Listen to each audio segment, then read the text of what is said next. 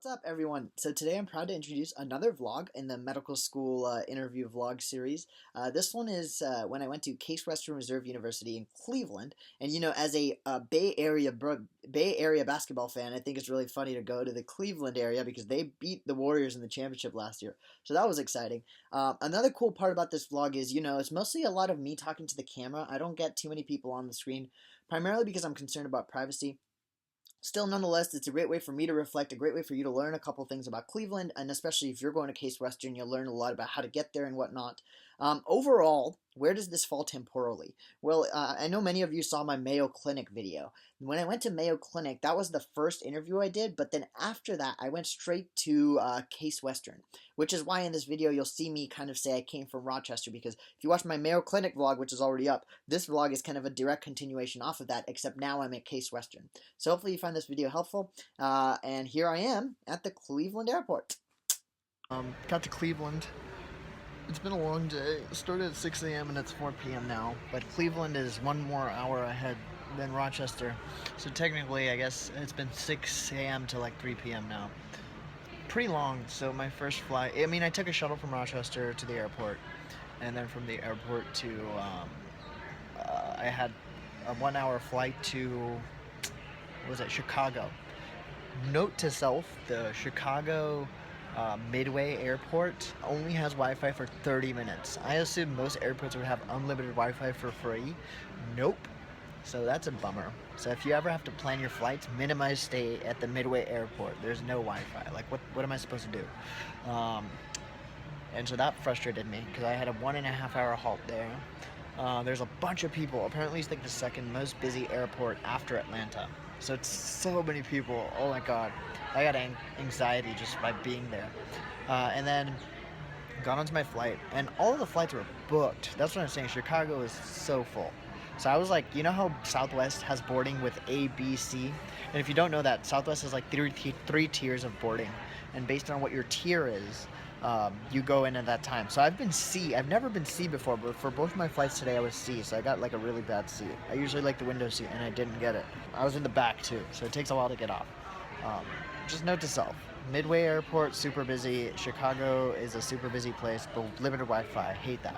I landed in Cleveland, so I had a 1.5 hour halt, and then I took a flight from Chicago to Cleveland. Both of those flights, by the way, Minnesota to Chicago. Rochester to Chicago is about 1 hour flight. And then Chicago to Cleveland is also about an hour. But because Cleveland also integrates in that 1 hour ahead, it actually seems like it's 2 hours, but it's a 1 hour flight, total flight time. And then once I got off, the Wi-Fi here is unlimited, so I'm glad about that. I got off, I mapped my route to Case Western Reserve. It's really nice. So if you ever go to Case Western Medical School, or you're interviewing there, you have to go there anytime. The medical school is on the same campus as the undergrad, so a lot of schools don't actually have this. Like UC Davis's School of Medicine is on a different campus. And I know a lot of medical schools might have their undergrad and medicine on a different campus, but Case Western's in the same place. And if you take if you come and arrive at the Cleveland International Airport, there's this underground subway you can take. And that subway will take you straight to Case Western Reserve University. So for most of the schools, I actually had trouble finding transportation. Like to Mayo Clinic, I had to figure out, first of all, I flew into Minneapolis and then had to take a 1 hour shuttle to Rochester. But for Case Western, it's super nice because once you get here, there's just a public transport system that takes you straight. And it's connected to the airport, so you minimize any sort of transportation. Because it's public, it's also pretty cheap. I believe it's $275. I'm just really mad about the Wi-Fi thing. So just remember that. Chicago Midway Airport, very limited Wi-Fi, unless you're willing to pay like $6.95 for a day or $4.95 per hour, which is horrible waging. Yeah, that's that. I'm gonna take the shuttle now to Case Western. Alright, so I got to my host's house pretty well yesterday. I'm pretty hesitant about having other people on camera, so I actually don't film whenever I'm with anyone else, just because I don't know how comfortable they are with it and if they think it's weird, and I don't know. And especially because if I'm with someone else, I don't know what affiliations they have to the school, and I don't want anything I say to throw off any sort of bias or stuff like that. So, just to keep everyone out of it, it's only me. So whenever I'm alone, I try to vlog. Case Western, as I already mentioned, was really easy to get to by public transportation. It's just you take the red metro line once you land at the Cleveland International Airport. Um, Pretty simple ride, 40-50 minutes away, 250 one-way ride, super cheap, affordable. I was lucky enough because my host stayed in Little Italy, which is right next to the subway station, because the subway station is actually literally called Little Italy. Um, but if your host doesn't live nearby, you'll still get off at the Little Italy station because that's the closest one to the university. So, other than that, yesterday I didn't do that much. My host was super nice. She took me out for a nice dinner, and it was at a place called Tazzle? I'm not sure. I'll double check that. I have to fact check that. Still really fun. Case Western, I haven't actually been on campus yet. I got everything ready today. This is also on the Eastern time zone, which is 3 hours ahead. So I'm exploring downtown right now, and as the Warriors, actually not really technically true Warriors fan, but as a Steph Curry fan I am, I made an effort to come see this place behind me, which I don't think there's anything that gives it away yet, but let me walk towards something that will. Yeah, slightly disappointing to come here, but you gotta do it. You gotta see the history here. And now you guys will, yeah, came to the home field of the Cavs. Oh yeah, and I also saw let me see if I can get it in the shot here. Do you see that poster right there? LeBron. Ugh, it's disgusting. Can't believe I came here, but it's okay. It's eerily empty. I mean, you'd think that a team that won the championship would have more attraction outside their home stadium, but clearly not. Clearly not. They're not the Warriors, so it happens. I feel for them. Yeah. If you ever end up coming here, definitely check out downtown. It's also right near the Indians Stadium where the Indians play. The architecture is cool. Look at all these big buildings we have. I think I should spend more time checking out the school. I've been doing a lot more just sightseeing on my own. What else, man? I think it's fun. Yeah.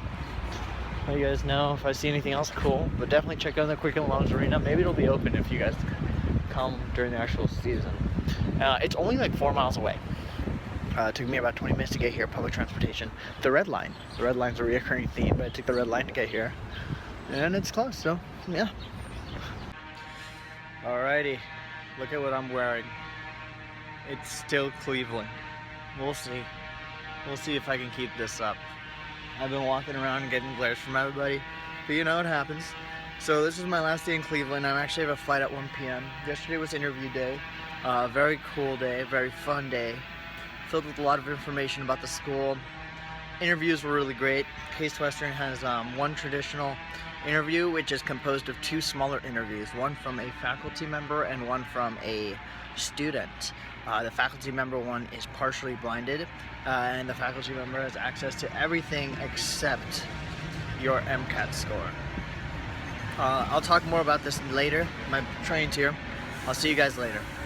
What do you know, there was actually no later, because right after that I had no time to really vlog. I transitioned into something else. So here I am kind of tying out the loose ends together, but that was my experience at Case Western. Not as much footage because I was not actually, didn't have as much time to myself as I wanted, but nonetheless still got a decent amount in. Hopefully you found that helpful. Here's what's going to be different about this video. I know at the end I usually make a list of points that's unique about the school, but I'm actually going to do that in a separate video. So this video is just mostly about the interview experience, how to get to Case Western, all that stuff, but I'm going to talk more about the Case Western interview process in a separate video because I know I'm already going a bit over 10 minutes, and that's kind of like my threshold. I know my attention span is not more than 10 minutes. So I'm going to make another video, and if you're lucky, it's probably going to be later on today. And the good part is that means there'll be 2 videos in a day. But yeah, it was a great time. Loved school. Overall, I did take some photos and Snapchats of it. I didn't get as much footage of the school, but I do have a montage ready for you guys. But I want to give you some context. In this montage, you're going to see a bakery. That's called Presti's Bakery. It's in Little Italy. Little Italy is right next to Case Western. Check it out if you go there. Another thing you're also going to see is a Cemetery. You're going to see a lot of graves. You're going to see the Garfield Memorial, and you're also going to see Rockefeller's grave.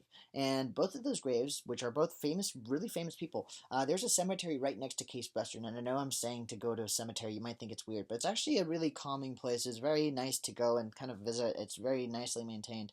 But it's called the Lakeview Cemetery, also near Case Western. Both things I recommend you check out. But without further ado, check out this montage from Case Western. Hope you guys enjoy. Thanks for watching.